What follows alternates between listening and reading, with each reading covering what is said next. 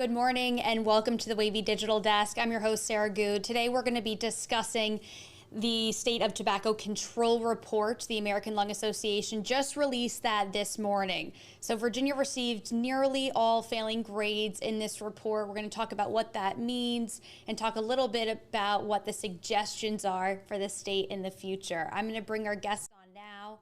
Thank you so much, both of you, for joining us this morning. I know that the report was just released, but thank you so much for hopping on.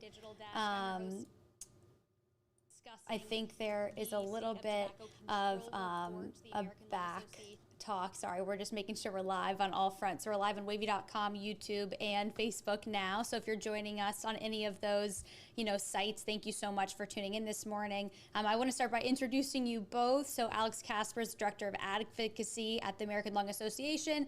And then we have Dr. Bobby Mahajan, National Spokesperson for the American Lung Association and Medical Director for the INOVA Interventional Pulmonology and Complex Airways Disease Program. So thank you both so much. I'm happy to be here. Absolutely. Just to start, and Alex, I don't want to take this one. Can you just tell us a little bit about what this report even is? What is it doing? What's it evaluating? Sure. So the American Lung Association's State of Tobacco Control Report is a report that we issue every year around this time.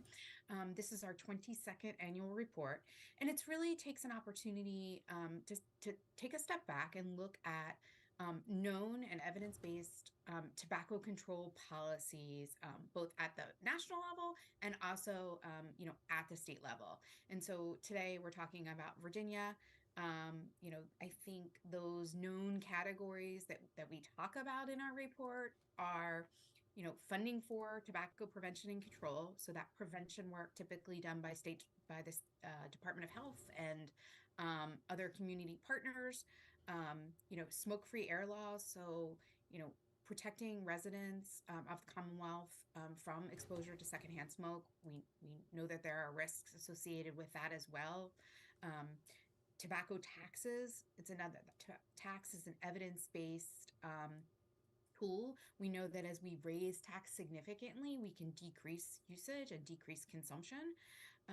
Access to cessation services, which I think is really important and something I know Dr. Bobby can talk about, talk a lot about, is when that person is ready to make a quit attempt, that the resources are there for them to support them and to make it as easy as possible. And I think Virginia has made some great strides in that area, and we can talk about that a little bit more. And then flavored tobacco products. Inclusive of menthol cigarettes, is really important because we know that, youth especially are drawn to these products. They've been marketed these products, and we know that, flavors make it easier to start smoking.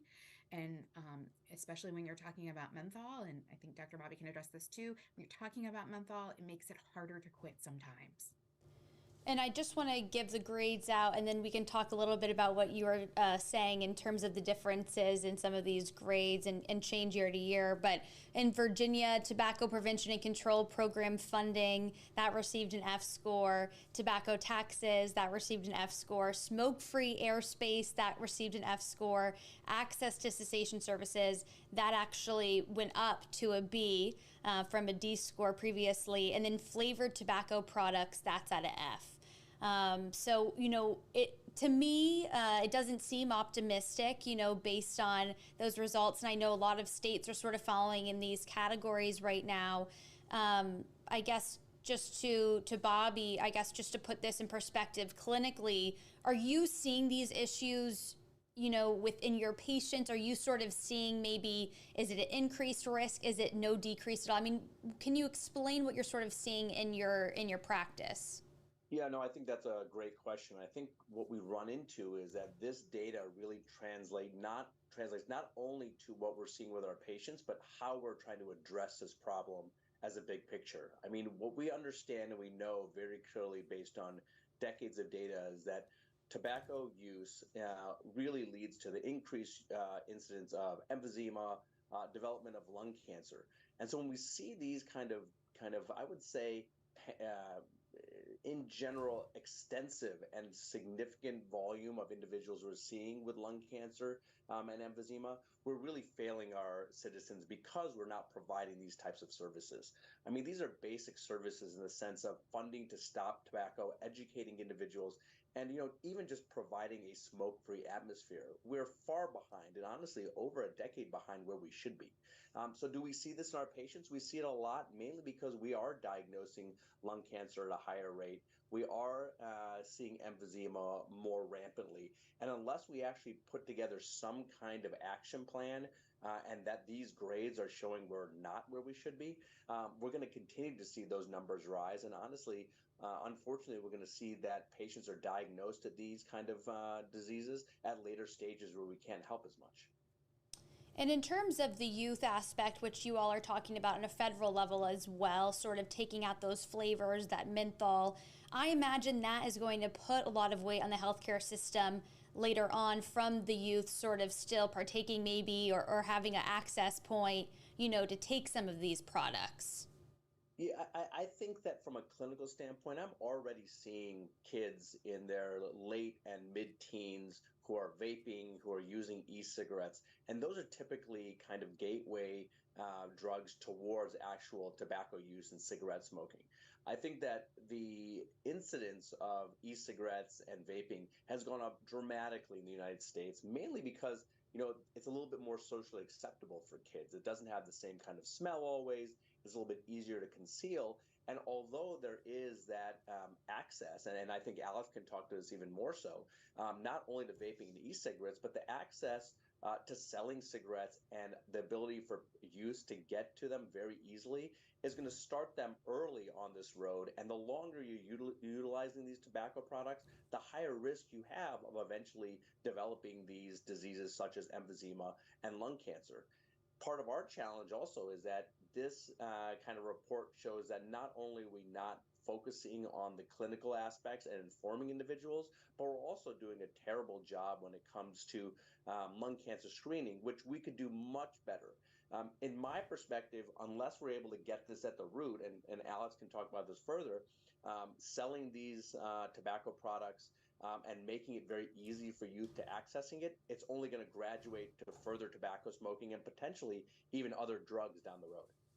And I want to get to something else you said, Bobby, but first I do want to go to Alex about this point about access. And there's a lot of talk within the report, from all the states and federally about taxes for these products, but then also having these licensed retailers that are actually selling these products. Can you talk a little bit about that process? Absolutely. And so I think, you raised a good question about youth use, and Dr. Bobby talked about it a little bit. The report also reflects that 30% of high school students are vaping daily, right? And so that number is about 15.5% of high school use, tobacco use of all products, tobacco use in Virginia, higher than the national average. And so when we're looking at it, one of the things that we, are talking about is the need for Virginia to have a comprehensive licensing program. So in a lot of states, in most states, there is this process in place for a retailer to have a license so that we have a comprehensive list. We know who's selling these products. Virginia is one of the few states that allows these products to be sold without a license. And so there's no list, for example, for our enforcement to be able to go and check and make sure that these retailers are in fact applying, by the law. And so, from our perspective, from the Lung Association's perspective, a licensing program has to meet best practice. It has to include mandated checks every so often. It has to include graduated fines. So, the first fines, the fines increase as more fines accumulate. And then we ultimately look at, at what point we look at removing a license or suspending a license or revoking a license. And so, that's really important when we're looking at access, because if we don't know where these retailers are, we can't ensure that the laws are being followed. And in terms of these places, are these smoke shops? Can these just be gas stations? Like, what kind of places are you all working with? Or is it really all of the above and that's the problem? It's all of the above, and that's the problem, right? It's all of the above, and that is the large issue. And I think if you think about it in terms of, think about the services that you may get on a regular basis in Virginia, where you eat, where you may get your, um, you know, hair done. All of those services require a license, but we can sell a product that we know is harmful and dangerous, and that retailer is not required to have a license. Last year in Virginia, the casino opened not too far away from here, just a few miles in Portsmouth. And, smoking in the casino, a workplace, but also a destination, was a big topic. And one thing that you all do mention is some rollbacks in terms of where smoking in the workplace exists. And that is super relevant here in Virginia. And we worry about that secondhand smoke and they even talked about third-hand smoke actually, and sort of particles bringing home and all this stuff. But I want to just jump because I know that we don't have unlimited time. Bobby, can you talk a little bit about maybe what you see in patients? Are they smokers? Are they having secondhand smoke? Is this an issue that's sort of pervasive in a lot of different environments? I think that it's a great question because where we are in 2024, the idea of having to worry about whether it be a retail center, a restaurant, a casino, having to be exposed to secondhand smoke really seems archaic to me. Um, People should have the ability to breathe clean air. They should have the right to be able to ensure that their health is not going to be affected by smoking by someone next to them. We see a lot of individuals coming in, not only complaining of chronic lung diseases, asthma, reactive airway diseases, because they live with someone who has a significant smoking history and they're regularly exposed. Now, the best way to deal with that is to obviously talk to the family member or loved one who is in the house. But there's only so much you can do if you have to work in an environment where you can't ask someone to smoke because to stop smoking because honestly in Virginia it's their right in some places. So I think that when we talk about the idea of not only lung health but just rights to kind of free air and clean air, Virginia is again falling behind in the times, and I would say even in the decade of making sure that we have clean air available, not only in the home but in your workplace, because not everyone has the ability to say, well, this is irritating me, it's bothering my breathing, I'm having a significant cough, and they have the ability to quit their job and go somewhere else. So that really should be a right that is inexcusable when a person feels as though they have no choice in those situations. Thank you. I mean, those are the three top things, at least in terms of the report card that you all released for Virginia. It was, closing the loophole in the Virginia Clean Indoor Air Act to protect more residents from secondhand smoke, requiring tobacco products retailers to obtain a license, and then increasing that cigarette tax by at least $1. Are you all seeing that these are things that are doable? Are you optimistic about these changes going into place? I mean, where do you stand in sort of making these goals happen now for 2024, 1 year later? I think we're getting there. We're working on it. We're having lots of conversations with partners. We're having lots of conversations with legislative champions around how to address these. Um, whether we address them all in the next year, or a lot of this work that we do is also over a longer term, and some of these changes do take time, and we recognize that. And so some of this is about continued education. I'll highlight in the report the one section where Virginia, did really well is in the access to cessation services. And one of the reasons that Virginia did do well there was that they repealed the tobacco surcharge. That was something that we had worked on for a couple of years to get it to the place where it finally passed last year. And so the tobacco surcharge quickly is the ability for insurers to charge someone more for using a tobacco product. Data shows us that these types of penalties don't typically work, and for some people they actually forego coverage. And so then you have someone who, when they need health services, right, they need to see Dr. Bobby, they need to see just their regular care, they don't have access. And so last year Virginia made a great step in removing that and repealing that tobacco surcharge. And that was something that the Lung Association supported. So I think, some of this, yes, is in the shorter term, but some of this is also in the longer.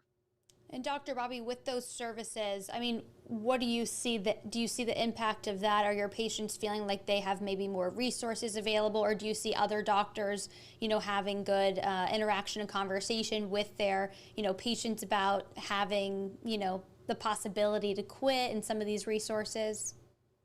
Yeah, I think there's been a huge uptick in not only referrals to tobacco cessation programs, but also I think the education around them, that they exist and that they're accessible, has really had an uptick with not only primary care physicians, but also when we do lung cancer screening, we're actually able to tell a patient, look, this is a nearby smoking cessation program. It's not just all about prescribing medications, it's a combination of medications and behavioral therapy. So I think that patients are definitely more optimistic because they truly do look at it appropriately as an addiction as opposed to a choice. So if there is something that can allow them to actually get some support in their treatment, we advocate for it, wholeheartedly. But I think that these kind of steps where we see a significant change just in a year, kind of improvement, we can continue to see that for across the board in the near future. And we have the capabilities of it. We've seen other states be able to do it, especially even in our region. So we just have to be able to have a concerted effort towards making that change. And I just want to move forward. I know that we're basically out of time. But is there anything that you want first? Maybe this goes to Bobby. I don't know if Alex, this goes to you in terms of advocacy. But what do you want the community to know? Whether that's youth focused or just maybe they have the business, or what do you want people to know and take away from this report? I would say that from this report, there's a few things that we can understand. One is that Virginia has to do better, and I think a lot of that comes from education and understanding the risks associated with smoking. I think that the biggest factor we run into is that if you use a cigarette correctly, over time it will kill you. And I think that people see this ingrained in our culture that it's okay to smoke, it's part of what we do. But the more we can educate individuals about the risks of smoking and what the long-term outcomes are, I think the more traction we'll have with kind of improving some of these problems. The best way I look at kind of getting real data and an unbiased view is going to lung.org, which is the website for the American Lung Association, to get your questions answered and actually really see true stats about what we're dealing with, not only in Virginia, but across the country. And I know Alex has, very similar sentiments as well. Yes, Dr. Bobby said it perfectly. If you're looking for more information on the report, opportunities to get involved, both nationally or locally, visit us at lung.org/SOTC. Great. And, for anyone watching, the article is up on WAVY.com where all of this is linked. So you can go to the full report. You can also see your state's, results. And you can also see what the federal government, needs to do to sort of make changes based on your input in the report. So thank you both so much for joining us this morning to talk about this. I'm sure this will be a long-standing conversation that we'll come back to, but great to sort of, take a look at the results and what you all evaluated for this year. Thank you so much. I appreciate having me. Absolutely. Thank you for having us.